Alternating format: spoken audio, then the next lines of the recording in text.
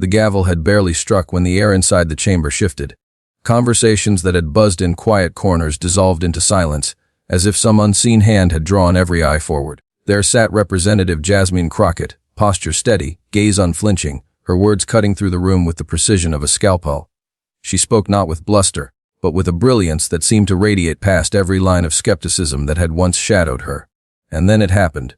Justice Stephen Breyer, a man whose very presence carried the weight of decades on the nation's highest court, leaned forward ever so slightly. His fingers folded neatly on the bench unclasped. His eyes narrowed, not in judgment but in focus. He let her finish, allowed her argument to land in the still air like a hammer striking steel. And when the final note of her voice faded, Breyer did something that shattered the unspoken script of hierarchy in that room. He paused. He did not rush to counter. He did not dismiss or interrupt. He let the silence build, long enough for everyone present to feel its weight pressing on their chest. Then, in a voice measured and deliberate, he spoke. Representative Crockett, what you have laid out here is not only precise, it is brilliant. The words were not loud, but they thundered through the chamber. Gasps, subtle but unmistakable, rippled from row to row.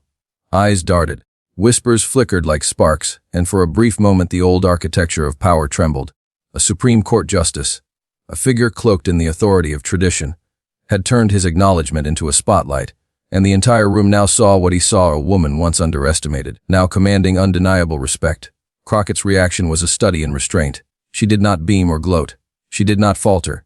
She held her composure, though a flicker of fire danced behind her eyes, the kind of flame lit by years of being told to wait her turn.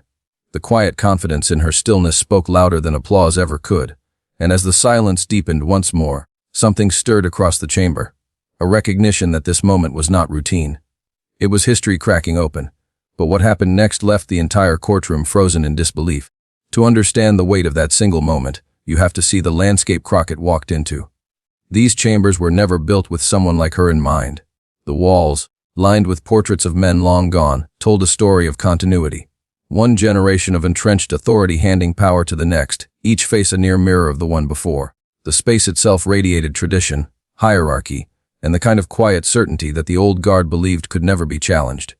And there, at the center of it all, sat Jasmine Crockett, a freshman black congresswoman from Texas, a former public defender who had built her career not from elite halls of privilege, but from standing beside those the system too often ignored. She carried the cadence of the streets she represented, the weight of battles fought in courtrooms that lacked marble and grandeur, but overflowed with struggle. Her very presence disrupted the script, young unapologetically herself, unafraid to bring fire where others expected only deference. To some in that chamber, she was an outsider intruding on sacred ground. They saw her as a temporary figure, someone destined to be overshadowed by the gravitas of those who had sat in power for decades. The imbalance was glaring: a woman of color still proving her place versus men of stature whose legacies were already etched into stone. Whispers outside the chamber had cast her as too loud, too brash, too unwilling to play by the rules of polite politics. In their eyes, she was there to listen, not to lead.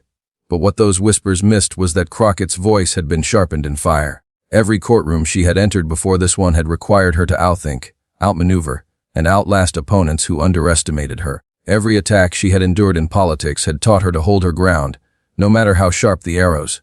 And now, as she leaned forward, her words carried not only the sharp edge of legal training, but the rhythm of lived experience. This was not just a hearing. It was a clash of eras. On one side, the guardians of tradition, steeped in the belief that authority belongs to those who look and sound like them.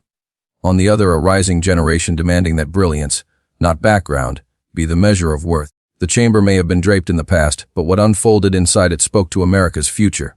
The audience watching, in person, on screens, in communities far from Washington, felt the tension. They knew what it meant to see someone who looked like them, who carried their battles in her story, standing unshaken in a space designed to keep her out. It wasn't just representation, it was vindication.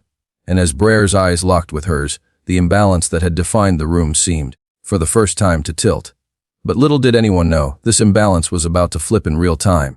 The very forces that believed Crockett would falter were about to witness the unraveling of their assumptions, and the ripple would echo far beyond these walls. For months before that day, the whispers had been relentless. The establishment, that loose but unshakable network of pundits, power brokers, and self-appointed guardians of tradition, had built a narrative around Jasmine Crockett before she even had a chance to speak. To them, She was not a peer to be respected but a curiosity to be tolerated, a name on a roster that carried more controversy than credibility. On cable news panels, commentators with polished suits and knowing smirks dismissed her as inexperienced, barely concealing their condescension. They shook their heads, feigning concern, insisting she was more interested in sound bites than substance. On editorial pages, opinion writers clutched their pearls, warning that Crockett's fiery style made her unfit for serious deliberation. And in the private corridors of Washington, staffers and senior members alike chuckled quietly, wagering how long it would take before she stumbled under the weight of her own ambition. It was arrogance, pure and simple. The establishment believed it knew the rules, because for generations it had written them. Women like Crockett, especially women of color, were supposed to climb carefully, cautiously, politely, or not at all. They were expected to sit in the back rows, to watch and learn, to ask for permission before daring to speak with authority. Those who broke from that mold were branded angry, disruptive, unprofessional. And Jasmine Crockett, with her unapologetic tone and unapologetic identity, had become their favorite example. The irony was as thick as it was cruel.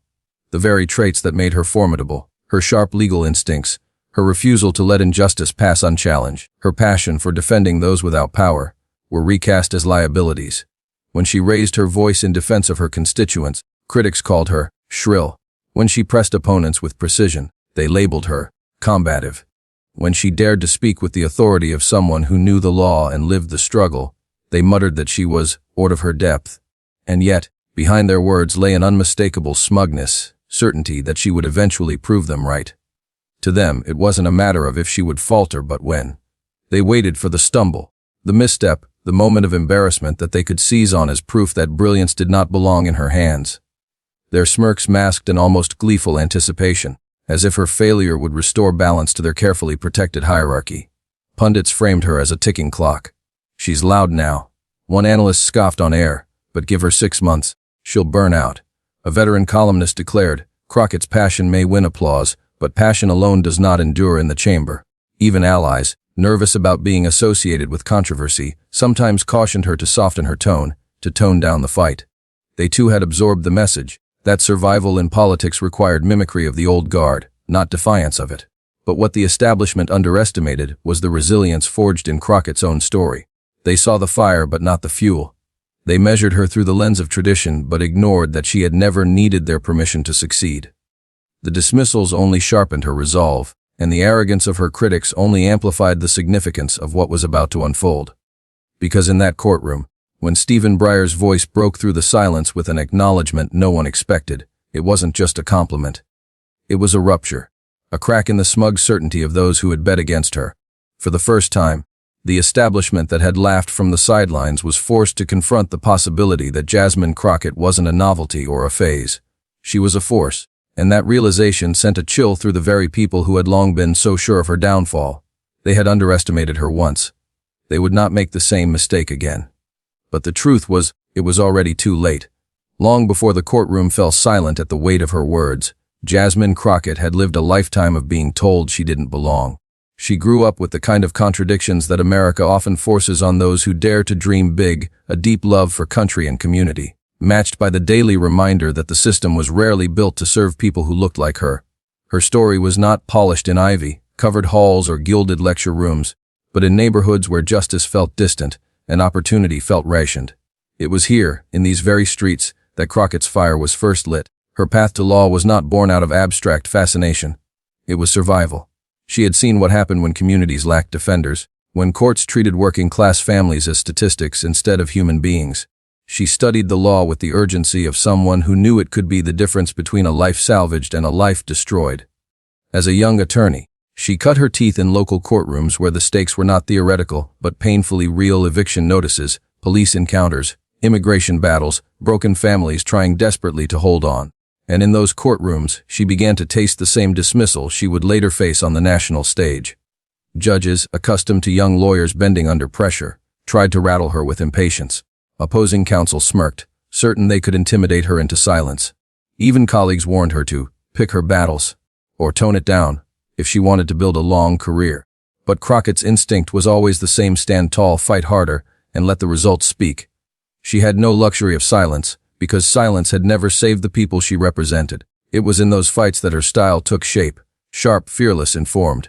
She didn't rely on theatrics, she relied on facts sharpened into weapons. She asked the questions others were too timid to ask, cut through obfuscation, and refused to let authority escape accountability. Her passion wasn't just a tool for persuasion, it was rooted in community service.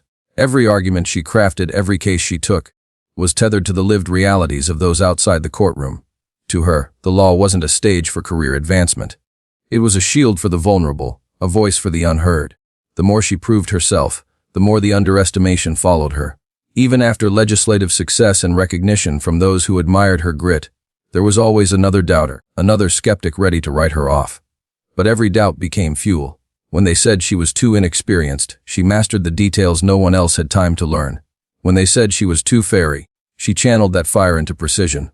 When they said she was too bold, she doubled down, knowing that boldness was often the only way to break through walls built to exclude.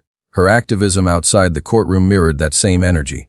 She stood on the front lines of protests, demanding police accountability. She knocked on doors in communities long ignored by politics as usual. She organized, she marched, she showed up. And every time she did, she carried with her the same unwavering message. Brilliance does not need permission to exist. What many failed to realize was that each battle, each dismissal, each condescending remark had prepared her. Like steel forged in fire, Crockett was shaped by resistance. She had learned to transform doubt into determination, disrespect into discipline, arrogance into opportunity. By the time she entered Congress, she was no stranger to the gauntlet. She knew the smirks, the eye rolls, the whispers, and she knew how to dismantle them one by one. So when the day came that she found herself in a courtroom, face to face with one of the nation's most revered legal minds, she was not an accidental visitor. She was the culmination of every step that had brought her there. Each late night spent poring over legal briefs, each confrontation where she had to prove her worth twice over, each rally where she raised her voice despite the risk, all of it converged in that silent chamber. To outsiders it may have looked like chance, a young congresswoman daring to speak where giants had stood. But to those who knew her story, it was destiny. Crockett was not stumbling into history, she was stepping into it, fully armed with the resilience that only a lifetime of struggle could forge. Her presence in that moment carried far more than her own ambition. It carried the hopes of those who had been told brilliance only belonged to the privileged. It carried the defiance of those who had been silenced, the resilience of those who had been underestimated, and the dignity of those who had been dismissed. Every courtroom she had entered before this one had been practice. Every insult she had endured had been training. And now, standing on the edge of a moment that would silence even her harshest critics, Jasmine Crockett was ready. Because history has a way of rewarding those who refuse to shrink, and what happened next would prove that she was not only ready to meet the moment, she was ready to redefine it. The calm after Justice Breyer's unexpected words did not last long. If anything, his acknowledgement made the tension sharper, like a taut wire stretched to its breaking point. The chamber, unwilling to yield so quickly, reasserted itself in the only way it knew how, through the rhythm of interrogation. Voices shifted from curiosity to skepticism, from measured inquiry to pointed challenge. The questions that followed were not simple clarifications, they were tests, each one designed to probe for weakness, to expose some flaw in the brilliance Breyer had just praised. One by one the words landed like stones. A veteran voice questioned whether her arguments accounted for precedent, tone laced with condescension. Another demanded specifics with surgical sharpness, hoping to catch her in the smallest stumble. Each question carried not only the weight of its speaker, but also the silent approval of those watching, those still unwilling to concede that a young black congresswoman had truly earned her seat at their table. But Crockett did not flinch. Her answers came steady, layered with clarity. She cited cases with precision, broke down statutes with ease, and translated legal complexity into piercing, accessible truths. With each response, she pushed back against the skepticism without ever losing her composure. And yet, there was something more, a rising intensity that gave her words the feel of both argument and anthem. The courtroom began to shift again. At first, the murmurs were faint, whispers exchanged behind hands. Then the shifting of chairs, the glances between colleagues, the raised eyebrows of those who had entered the room expecting to see her unravel. Instead, they saw her standing taller, her voice sharpening, her presence expanding. Even those who had dismissed her could no longer deny the command she exerted over the space. Still, the establishment was not ready to retreat. The questions grew sharper, the tones colder. One figure leaned forward with a smile that was less amusement than challenge, asking whether her conclusions ignored the realities of governing. It was a question meant not to illuminate, but to provoke. And for a moment, the air grew heavy. Could this be the stumble they had been waiting for? Crockett paused, the silence stretching longer than expected. The room leaned in, sensing a crack in her rhythm. Was this the hesitation that would unravel the poise she had so carefully built? Whispers flickered again, hungry for confirmation that the underdog had finally met her limit. The imbalance of power that had seemed to tilt moments before threatened to snap back into place.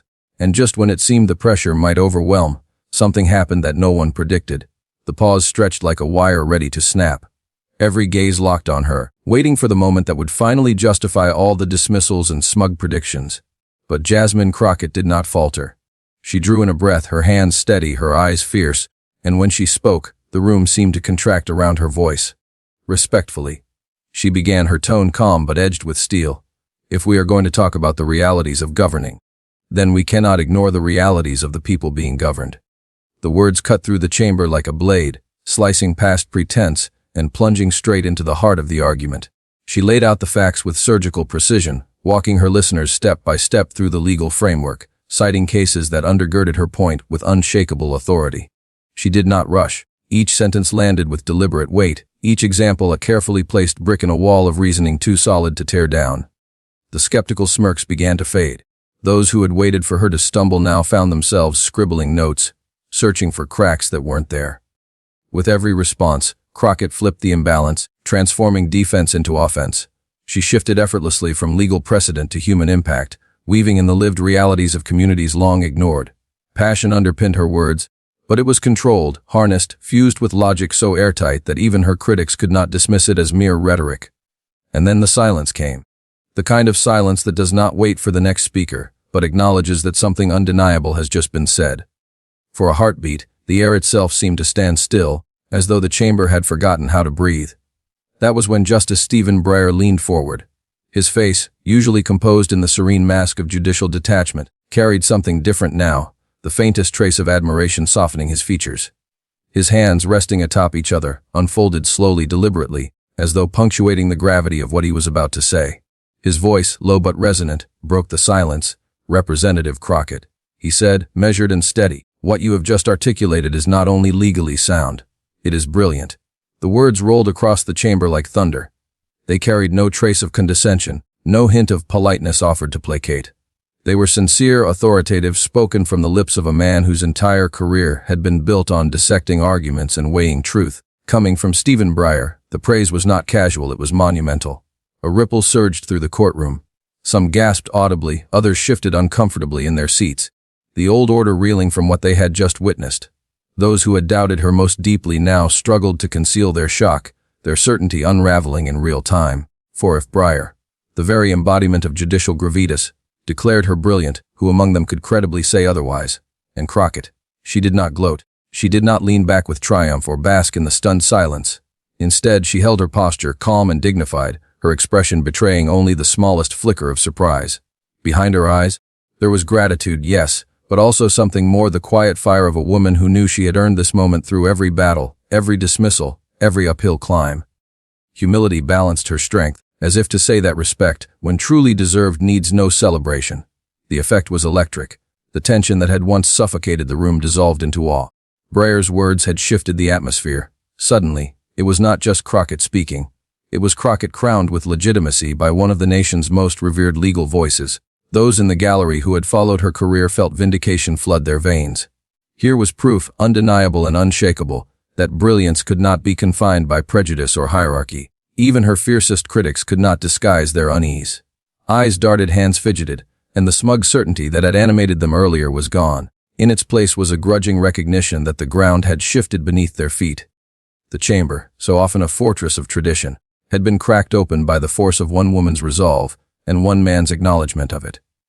It was more than a courtroom exchange.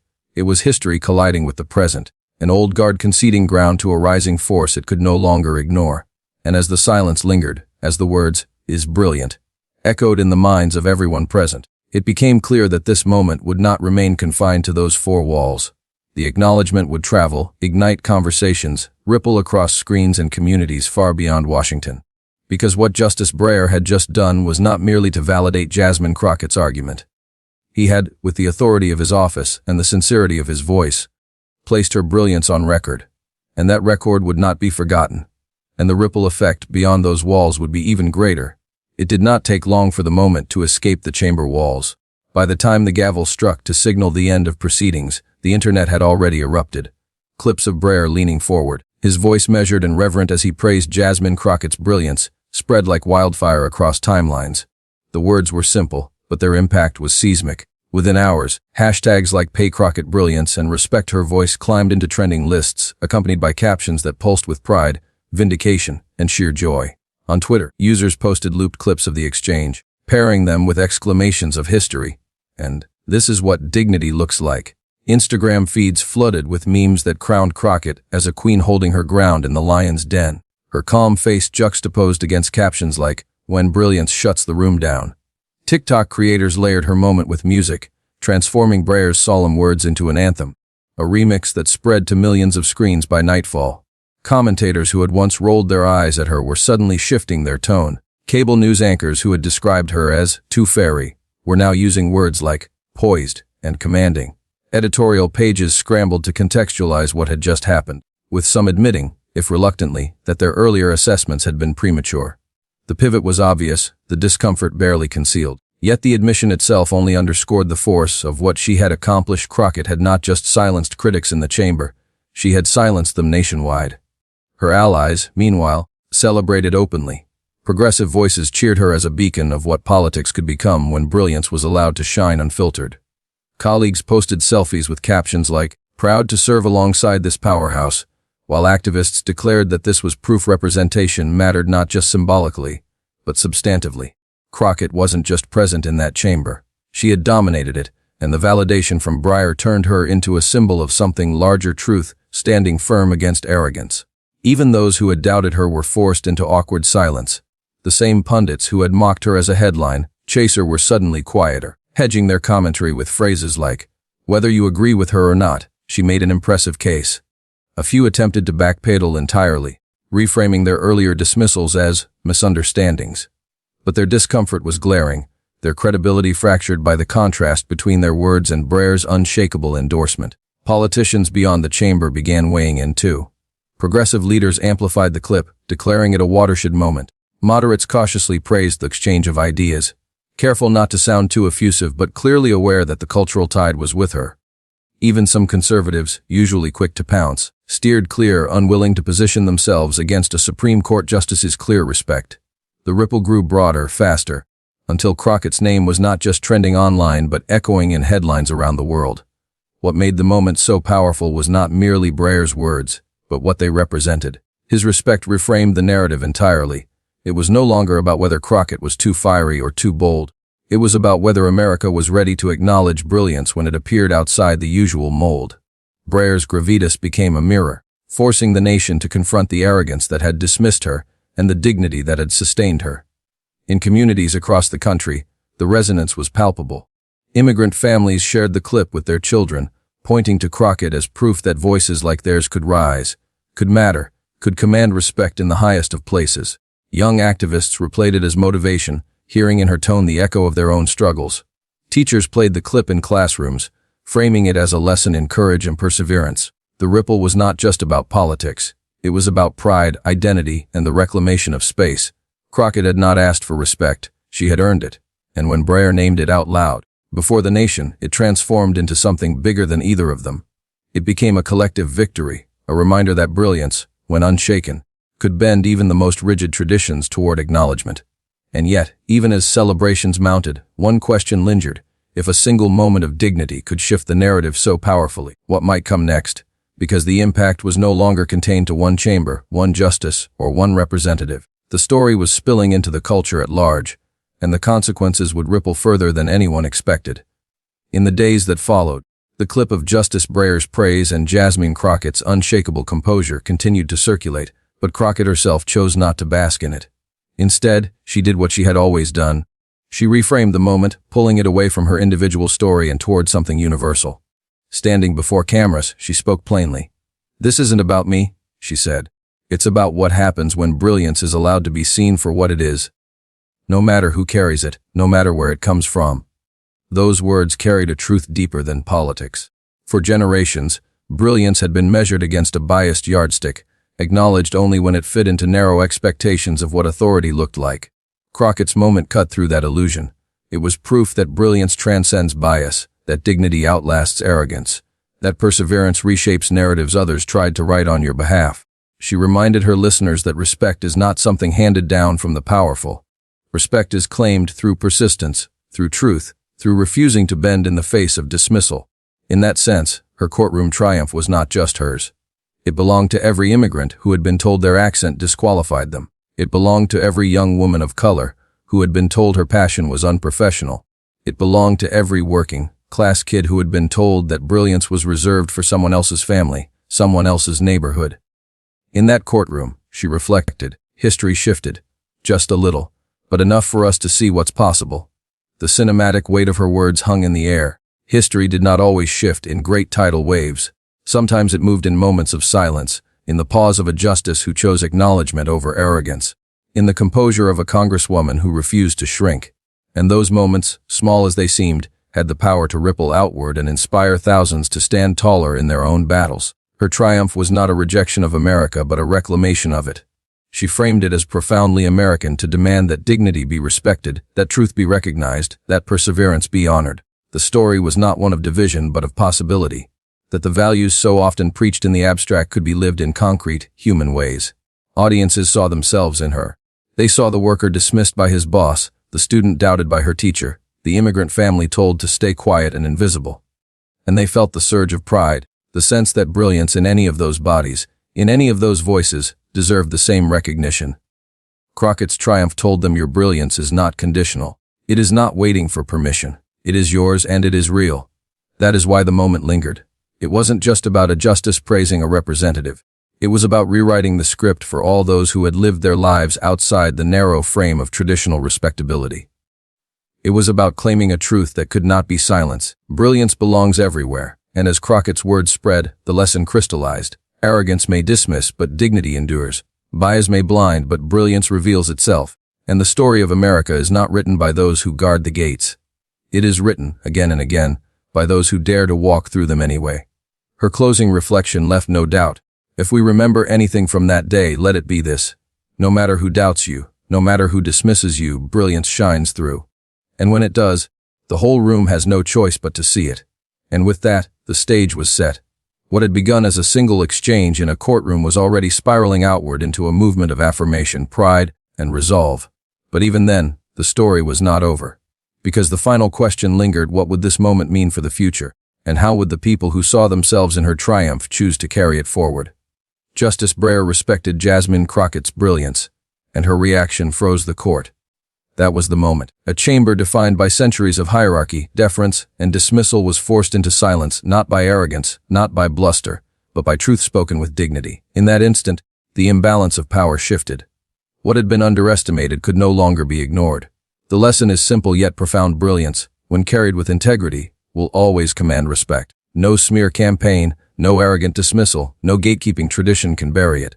Crockett's poise, her precision, her fearlessness turned a courtroom into a mirror for the nation, reminding us that dignity is not optional. It is inevitable. And that truth is not just hers. It belongs to every one of us who has ever been overlooked, underestimated, or told that our voices do not matter. It belongs to the families who sacrifice, the students who persevere, the workers who endure. Crockett's moment was personal, yes, but it was also collective. It was proof that when brilliance speaks, the world listens. So here is the call: if you believe brilliance must never be silenced, if you believe dignity is stronger than arrogance, if you believe America is at its best when every voice has the chance to command the respect it deserves, then don't let this story fade. Share it. Subscribe. Be part of amplifying voices like hers, because every share, every comment, every act of solidarity becomes another ripple in the tide that is changing this country. Because what happened in that courtroom was not just history. It was a glimpse of the future. And that future is ours to write together.